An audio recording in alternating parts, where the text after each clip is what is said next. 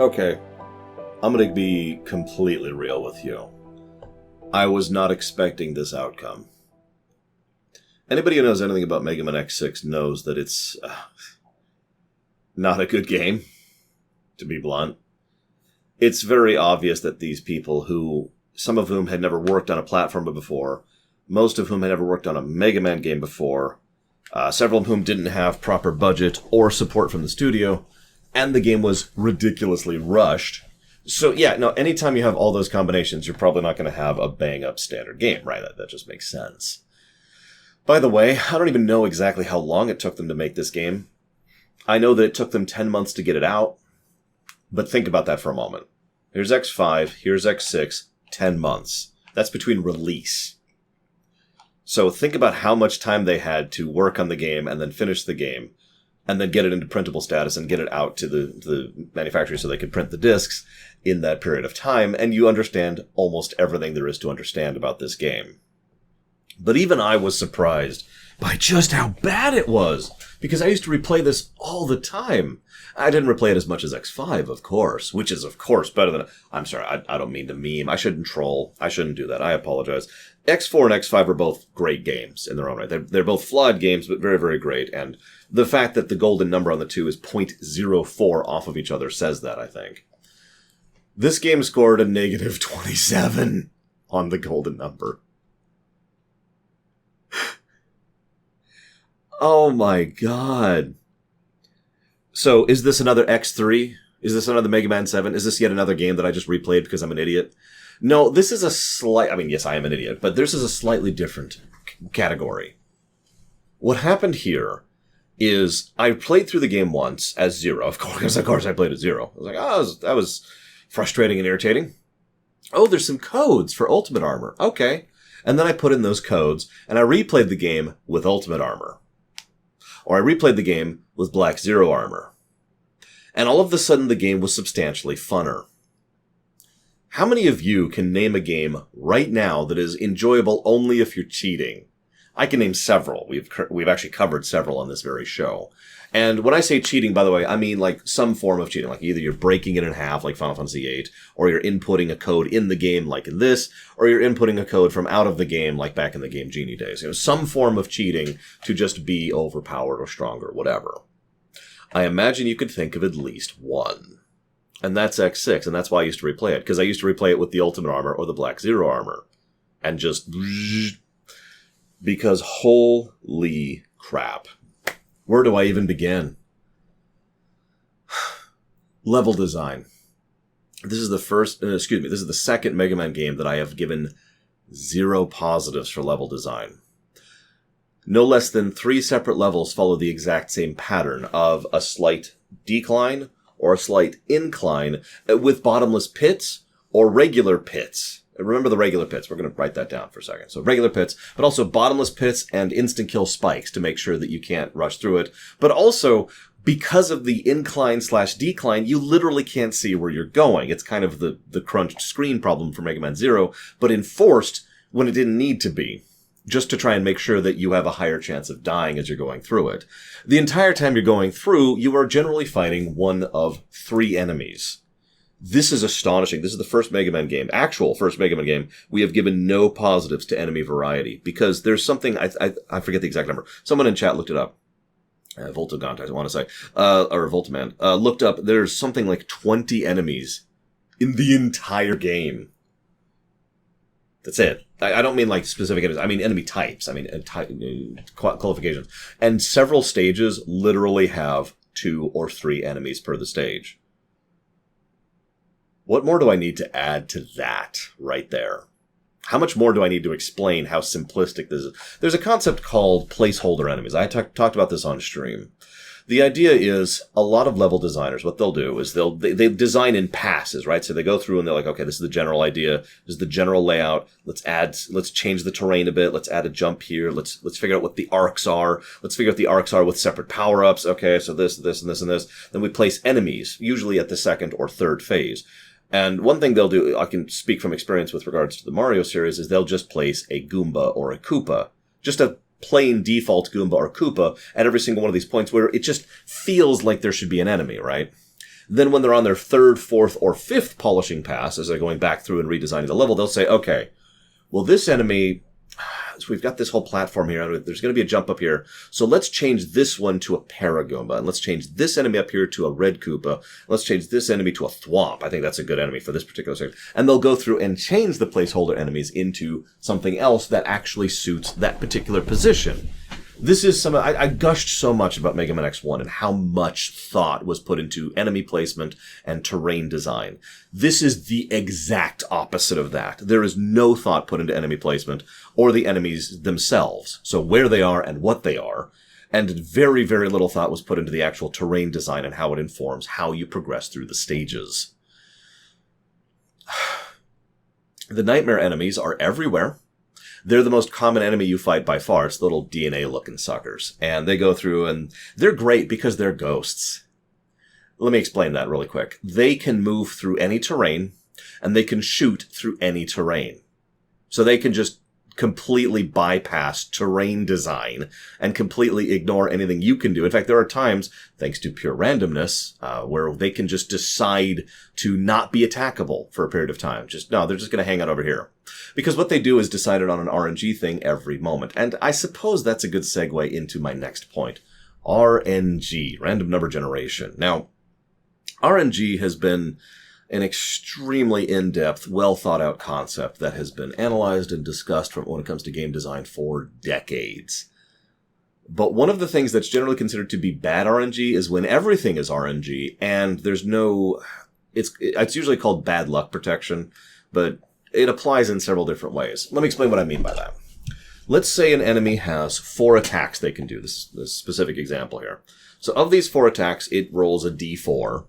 I know that that's not how that works in programming. What they do is they actually pull a seed, and that seed pulls a table, and the table tells them which one to pick, but whatever.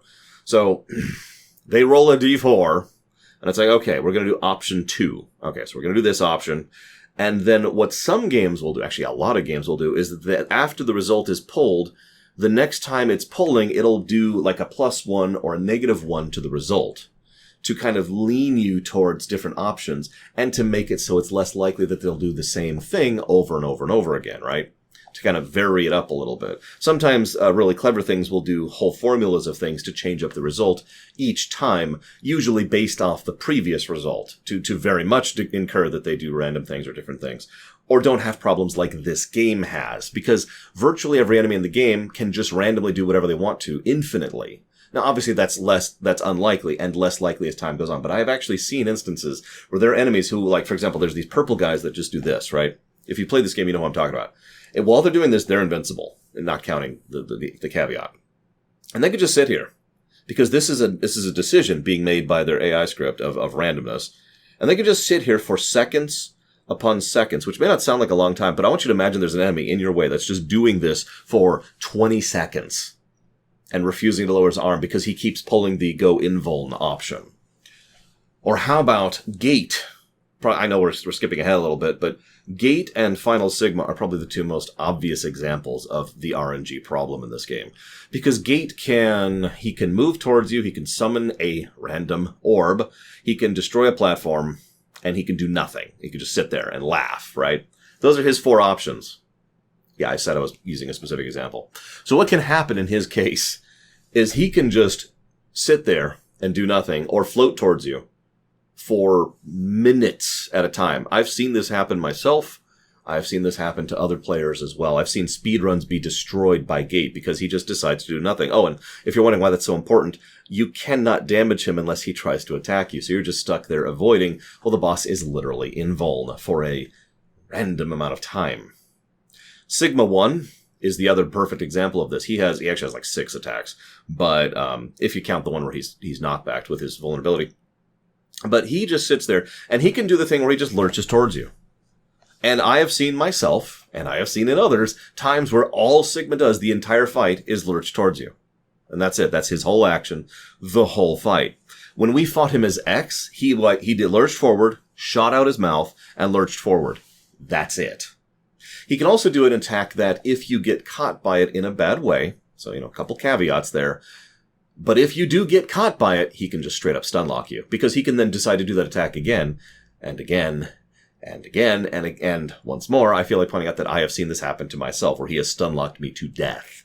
And there's nothing you can do about it once he started that stun-lock chain, if he decides to keep rolling that number.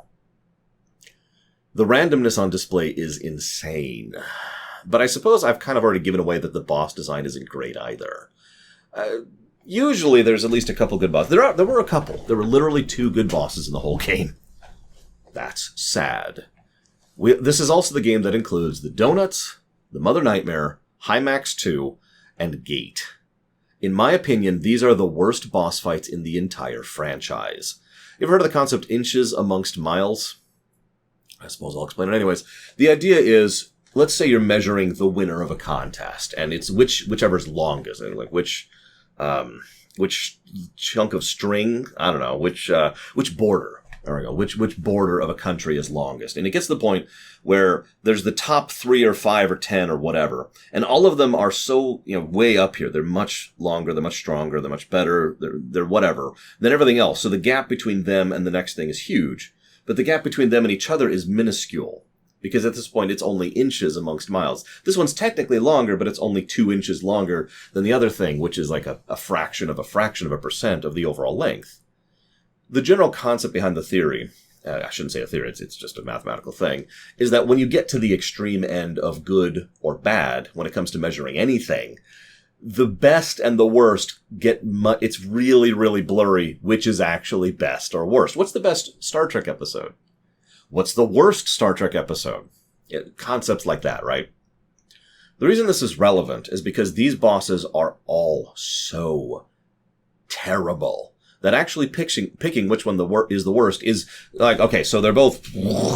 All right, but hang on, now let's zoom in. Which one has 3 more centimeters than the other one?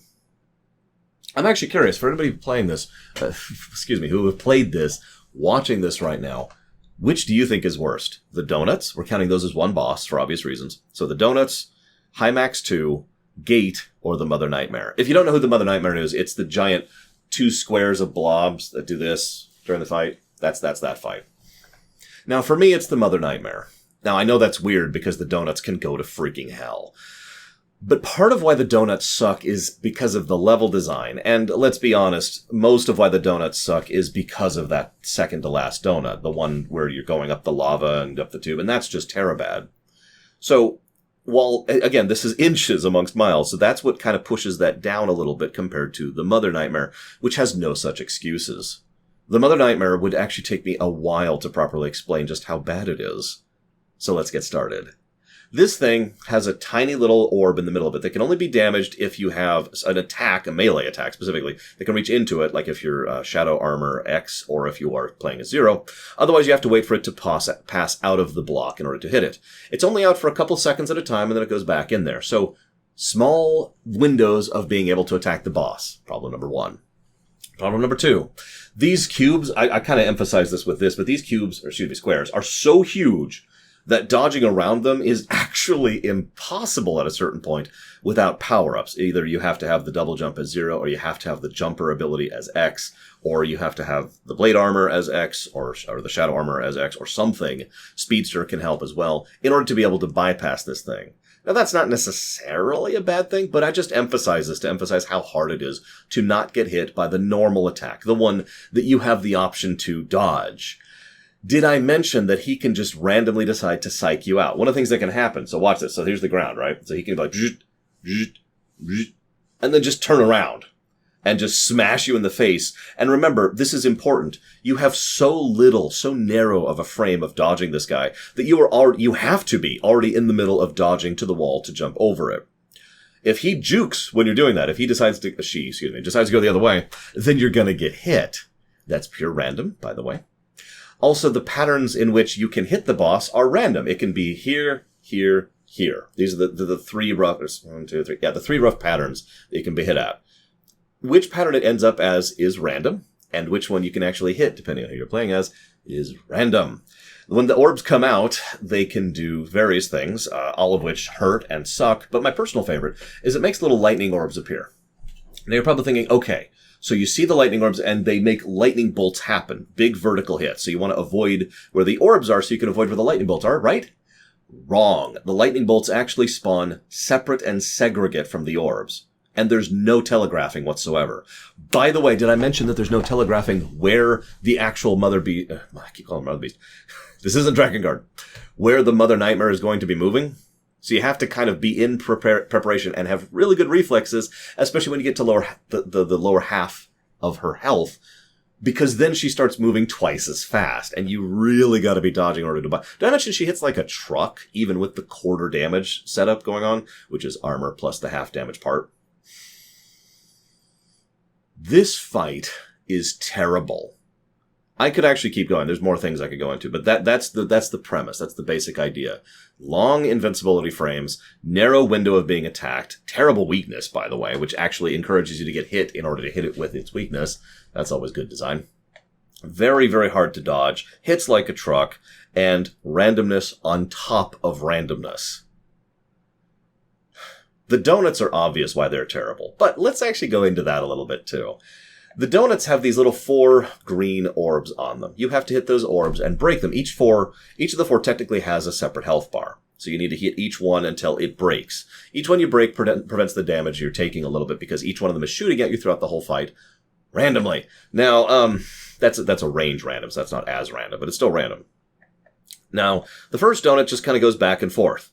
Now, you might think this is easy, but you'd be incredibly wrong, because this is incredibly boring to deal with, and also there's little paths where you can duck under, which you don't want to do because it'll shoot you while you're under there, because its shots can go through the terrain, because of course they can. But also, that interrupts your movement of going from one side to the other. You can't just dash, jump, because you have to jump, right? That's irritation number 2, by the way. So that's irritating, but hang on, it gets worse. The window for actually hitting those green things, the hitbox on them, is actually smaller than it looks like. Wait, it gets even worse. The hitbox on the lower left one specifically is, well, it's not the hitbox so much, its position is off. So imagine the donut has this one, and this one, forming effectively a 90-degree triangle here.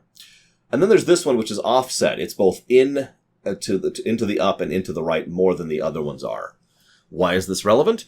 Well, because you need to really get up in there in order to hit this one at all.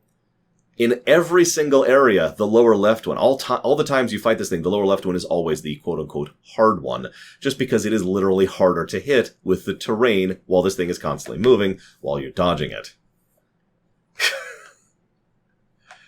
As I already referenced, the first one sucks. The second one's probably the easier one, other than the fourth one, which is super easy. The third one varies depending on which you pick. It's either one that kind of bounces around or one that goes up and down a sloped plane. You love sloped planes. Right? Imagine fighting a boss that the lower left of it is hard to hit, and the lower left of it is constantly covered by the terrain. Just picture that for a moment. Oh, no, it gets worse because the fourth one... Wait, hang on. 1, 2, 3, 4. Yeah, I'm right. Fourth one is even worse. The fourth one is the one in the lava. There's so many ways this could have been made better. The lava covers literally half the screen and is an instant kill. So you hit the lava, you're dead. The terrain hasn't been designed with this in mind. Instead, what happens is you go on these platforms kind of like this. No thought was put into which platform should be where. Now, that may sound like a weird thing to comment on, but it means that thanks to just the way that things work, just probability, these platforms will become offset with both its movements and the auto-scroller. Did I mention this is an auto-scroller and the screen's slowly scrolling up too? And the whole time it's randomly popping up. Now this is important. I thought for a while that it actually tracked you, but that's because I'm an idiot. It's actually the fifth donut that tracks you, and that's the only donut fight that's acceptable. The fourth donut fight just randomly decides to pop up just wherever it feels like.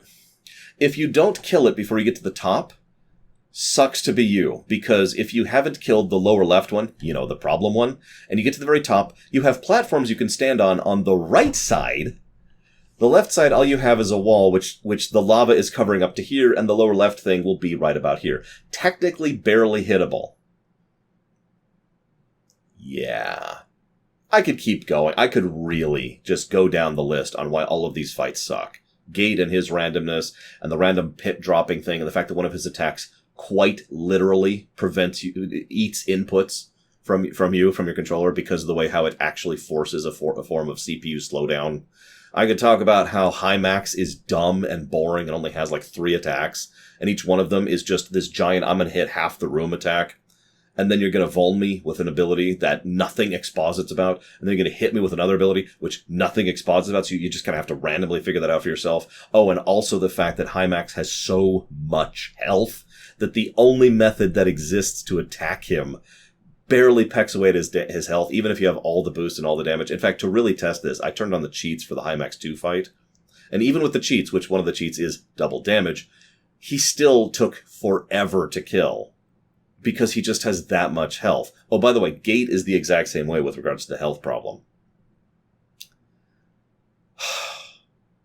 There's more. I could go into detail, but let's bring up 2 other little tidbits really quick. I've been keeping track of this irritation counter. This is through the roof. Like, I could mention how there's a scene in, I think it's Sheldon's level. Insert dumb TV show reference here. There's a section where there's a whole bunch of Reploids to be rescued. You jump out and you rescue the Reploid, and you just have to tap them to rescue them. That's cool. There's 3 over here. I forget which of these are important, but I know at least 2 of these are important Reploids to rescue. Maybe it's just one. They're 3 Reploids, and whether they're important or not doesn't matter. By the time you have them on screen, one of the nightmares is already moving over towards them and has an incredibly high chance of killing one of them before you can even see it. And never mind reach it, unless you literally know what you're going for, or just suicide jump. Both of my playthroughs, I played through as X is 0, I was unable to save that Reploid despite knowing what was coming. Because you get hit and then it gets a knockback and then interrupts your jump and then he's dead. You had a 2-second window there. Sucks to be you. I suppose this is as good a time as any to bring up the irritation of the rescue system. In X5, you got parts by beating bosses at certain levels. That sucked. The parts were cool. In X6, you get parts by rescuing Reploids.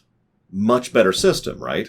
So here's the problem. First of all, this is a better system. Let's start with that. But it has the same problem from X5, which is the upgrades don't share a problem. So that sucks. So if you get a health up part, or if you get a health up upgrade or heart or whatever on 0, there's no reason to keep playing as X because you're screwed. So you're kind of just picking which campaign you play through. Once again, I should mention that the mod actually fixes this by making it so these things share. But moving on. So you rescue a Reploid, and some of them have parts. The thing that makes you jump higher, or the thing that makes your Z-Saber cancel out weapon shots. Something that makes it so your shots go faster, or one of my personal favorites, something that just automatically gives you the fully charged shot as X, so you don't even have to hold down the charge thing. There's some good parts. It's good kit. Rescuing the Reploids, encouraging you to go through the levels multiple times. A lot of the things of this game encourage you to go through the levels multiple times. To rescue them all, that's good. I'm overall. What's the problem, Lore? Well, you may or may not have heard that permanent loss thing I just mentioned briefly. If one of those things grapples the Reploid and manages to take it, then it's gone forever. It is possible to permanently lose upgrades in this game. Now, it takes some work, but depending on your playthrough, it's possible to make this game unbeatable without using exploits. I do have to add that caveat. There are glitches in the game you can use to progress through the game. If you lose the jumper upgrade, if you don't complete, and if you don't recruit 0, it is still possible to beat the game, but you're getting into some technically weeds there, because there's ways to do it, right? I mean, you just use the blade armor for that section, and you go over this section, or you use this and don't actually have to hit that thing, and so forth and so on. But there are certain parts of this game that are not going to freaking happen, or shouldn't happen, especially in a normal playthrough. And that's what I'm focusing on. If you know what you're doing, and if you're at the speedrun or challenge run level, then you will be able to complete this game, pretty much bar none. I mean, the fact that, I can't remember his name, was able to do an extreme playthrough with only 2 upgrades for X and 0 upgrades for 0 says a lot. But that's at the extreme level of playstyle, not at a normal level of playstyle. Which, of course, I suppose brings me to the thing I was going to talk about next, which, of course, I can't remember because I'm stupid. Hang on, I'm checking my notes really quick here. Right. The game does several things right. I should probably talk positively. I do love the armors. The blade armor is awesome. So the blade armor only really does 2 things differently than normal armors. But it allows you to dash in all 4 directions, and allows you to hold your dash for, I think, like a good 5 seconds. It's a decent chunk of time. So you can just hold yourself in the air there while you wait for the opportune time, and then dash forward or up or down or whatever you need to. Believe it or not, that small, relatively minor change is great kit and great mobility and actually adds a lot to the gameplay. Shadow armor is very cool. You can't use power-ups as you're doing it. You can't use all the weapons, but who cares? The weapons kind of suck in this game anyways. What you can do is be completely immune to spikes, have a very strong Z-Saber attack, and stick to the ceiling pretty much at will. It also just gives you, even if you don't try to stick to the ceiling, if you try to do the stick-to-ceiling move, it's a very high jump. So you can jump way up there and avoid a lot of stuff. Very useful stuff, very good design. It's actually awesome. A lot of the bosses are things that could have been interesting or fun. Let me give you some minor nitpicks that could have improved this. What if on Gate, for example, you hit the orbs that he throws out, and there's like 5 orbs, I think. It's orange, purple. So orange shoots at you, green follows you, purple summons nightmares, red destroys your frames, it just destroys your inputs. And blue is the vacuum. There we go. So it is 5. So he throws out an orb, you hit it, and then 3 orbs go in both directions, kind of in a spread fire. And if these hit Gate, he takes a minuscule amount of damage. Cool. Reward us for hitting him with more than 1. Give us that risk-reward thing of trying to blow up one of these orbs on his face so that he gets hit by multiple. You know, if we could hit him 6 times if we blow up an orb right on his face, or 3 times, or 2 times, or whatever, based on how we do that, that would enable us to actually feel like we're doing something in the fight, rather than just waiting for good RNG. Just little stuff like that. Make it so that high max, you hit him, and depending on what you hit him with, changes which attack pattern he uses, and so he adapts to you. And so you hit him with the fire thing, and so he throws up this ice shield, or you hit him with the ice thing, and his shield becomes invulnerable, but also, so you can't break it anymore, but also he loses his ability to move, so he's stuck there. Just do something with that concept. And the donuts the irony is fixing the donuts is very easy. I know everyone's like, oh, the donuts are the worst, and they are. I gave them 3 separate negatives, which, for those of you who don't understand my review system, that's the ceiling. We don't give more than 3 negatives or positives to a thing. That's the whole concept. Is 1 is good, bad. 2 is very good, bad. 3 is as good and as bad as it gets. This is some of the worst boss design I've ever seen in my life. That's why these are full 3 negatives. So easy to fix. Fix number 1. Make it so that you can hit the donut anywhere. Anywhere you hit on its body does damage to it. But if you hit it on the green, it either does more damage or removes its turret, or once you break the green part, once you actually successfully break one of the green orbs or turrets, whatever, it does a huge chunk of damage. So, like, you can hit it anywhere, but if you hit the green orb, it goes, and just takes a big hit. Though that simple minor change would substantially improve this, and get rid of almost all of the problems I have with that fight. In fact, that's the only change I would have to do to fix the donut fight. Even the lava one. But I digress. I was talking about irritations. During the Gate fight, how many of you have fought Gate in this game and died? I will raise my hand because I did that like 20 times just on this playthrough. When you respawn in a Mega Man X game, in a boss fight, what do? Real question. Think about it for just a second. Process it. Because what you do is probably so automatic, you probably don't even think about it. Now, maybe you don't do this. I don't want to presume. But I do know a lot of people, including myself, who do. And you know what we do? We hit the dash button immediately. And it's like, all right, respawn. Respawn and left the thing. We hit dash. We go. We hit the door. What's in Gate's respawn area? This little pit. It's just a little bump in the road. It's just a little thing. It's not infinite pit. It's not a bottomless pit. It's just a little pit. So you can't do that. When it comes to the refights, how are the refights laid out in most of these games? Well, usually they've got like the teleportal pads, things like here in the classic games, or maybe they've got like a spread like they had in X5, or they've got like the round arena thing they had in X4, I think it was, right? There's usually some. In X6, it's like a weird staircase thing going back, and the health ups in between each fight are at the very top. So what I usually do when I'm replaying X6 is I start at the bottom, so that it gets less irritating as I go to refill my health each fight. These are small irritations, but they are constant. Every aspect of the level design of this game, down to the nitty, tiny little gritty stuff that you've probably never even noticed, and frankly, I never noticed until I replayed it for this particular analysis, has tiny little irritations that make the game frustrating to play. And that, I think, is one of the best ways to summarize this game in one sentence. Tiny, constant frustrations that make it irritating to play. When you're playing as Zero, he has large recovery frames.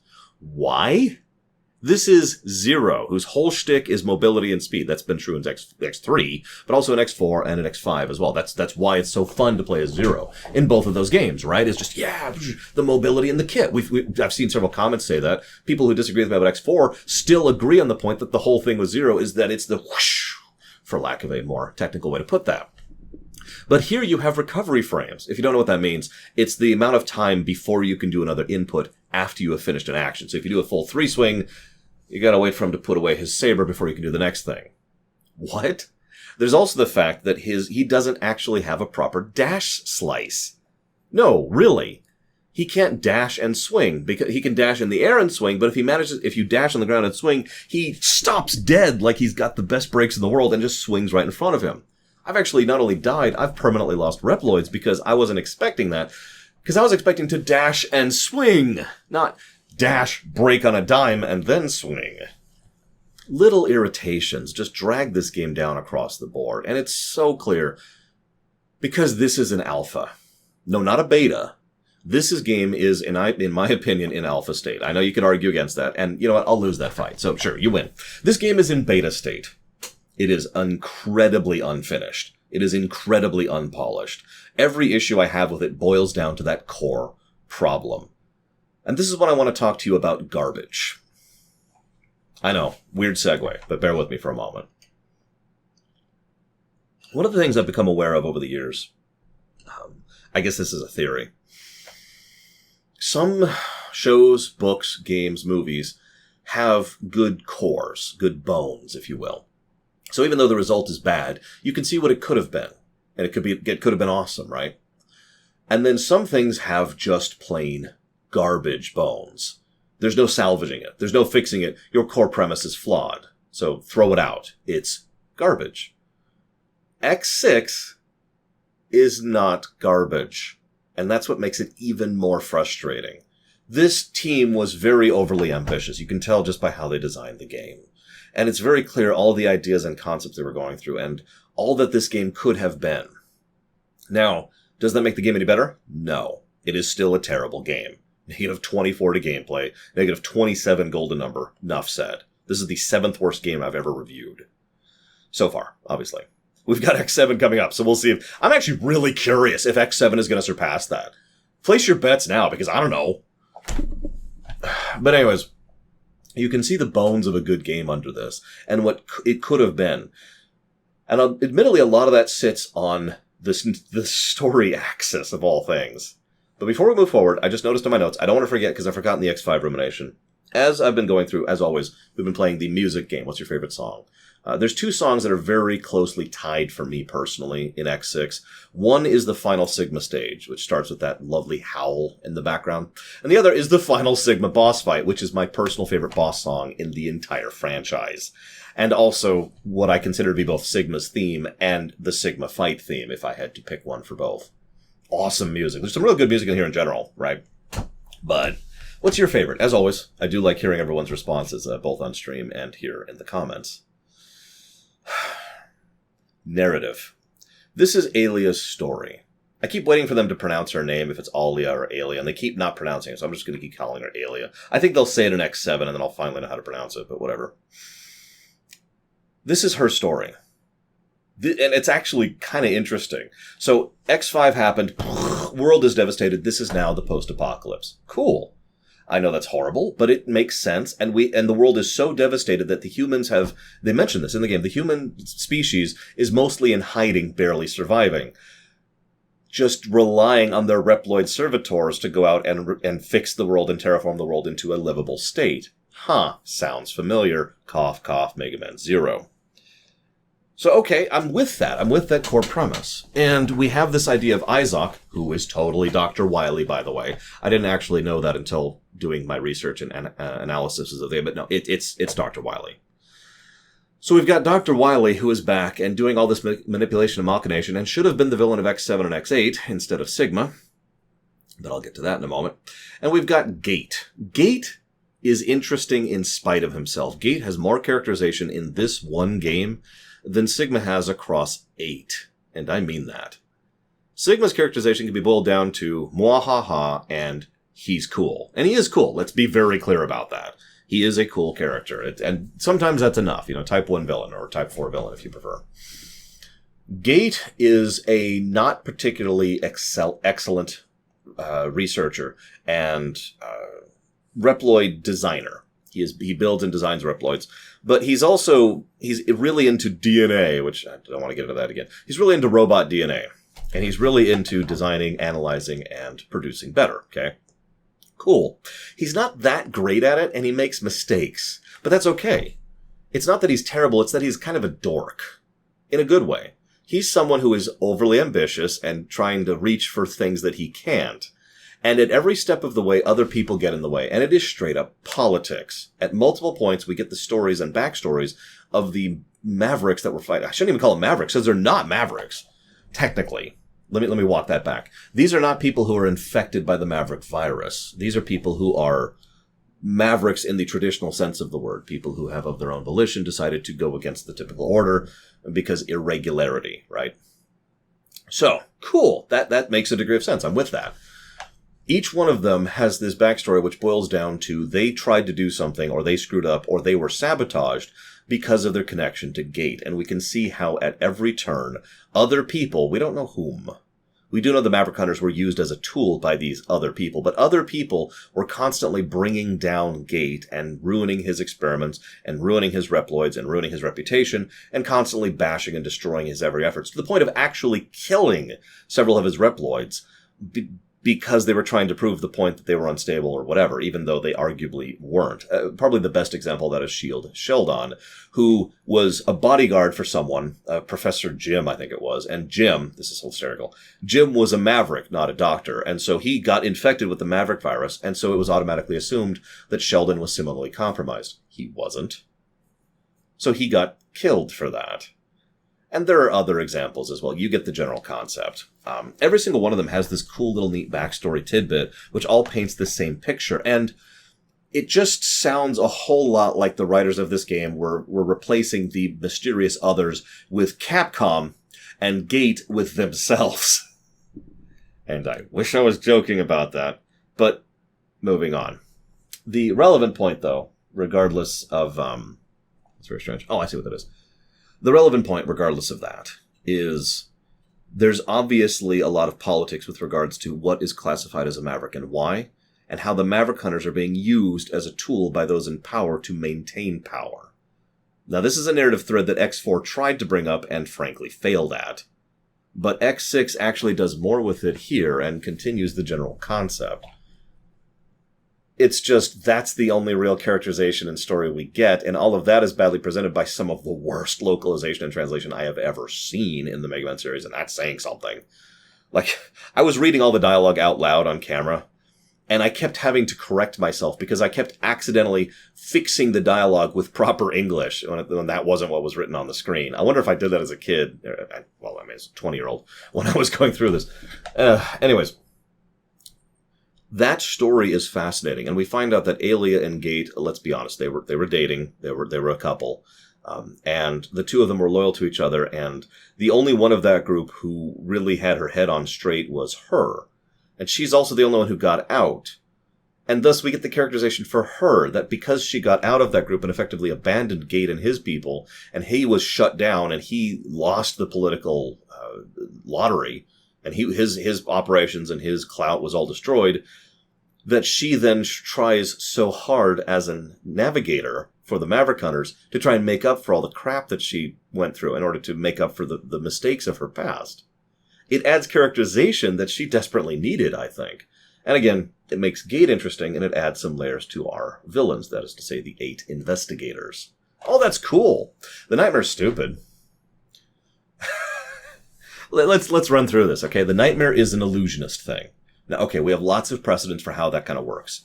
The illusion, it's, oh my god, oh no, there's this person right here, I better stab him. Oh no, it was my wife. It's easy to see how illusions can be used to control people. The problem is, that is what we are told the Nightmare phenomenon is, but it's absolutely not how it's presented. Instead, the Nightmare phenomenon is presented as being physical changes to reality based on cyberspace. Now, that's kind of a thing. We do partially go into cyberspace in this game because of the impacts of X5. Like I mentioned, Afterlife, we're walking. There's also, those nightmare enemies are in lore concentrations of nightmare virus, which is actually just a subset of the Zero virus. And those concentrations are so dense, they have physically manifested because, I don't know if you knew this, but if you take a text file in your computer and you just copy paste it a few billion times, it'll manifest out of your computer and start attacking people. Again, I get it. I'm making fun. But that's one of the many reasons why the Mega Man series has officially drifted into being a fantasy series instead of a science fiction one. But anyways. But the nightmares, okay, they're cool. And the nightmare phenomena, that's a cool idea, but again, they don't use it that way. It actually causes damage to you, which either implies that this is a Matrix situation, which has always been stupid, or this is a situation where they're just physically manifesting and there's no illusions at all, which at that point, there's nothing fascinating or interesting about the nightmare phenomena, which about matches the gameplay. I'm going to make one quick point about this gameplay axis because I forgot to mention this earlier. The Mega Man X games have been chasing the do stages change concept ever since X1. In X1, they did it brilliantly. There were 3 stages that affected 3 other stages, and the order in which you did them could change how those stages were on a substantial level. That was awesome. It was also something that took a lot of time and effort to do because they had to manually redesign those stages effectively twice to accommodate the 2 playstyles depending on which order in which you play through them. It also changed them, didn't necessarily make them easier. You have to deal with ice physics instead of lava, or you have to deal with the blackouts instead of, and the emergency power, instead of the lightning on the floors. That's awesome. X6 adds the nightmare phenomena, which is literally improperly presented. If you ever wonder why you go into a stage that isn't red and it's still a nightmare thing, that's just a straight up bug.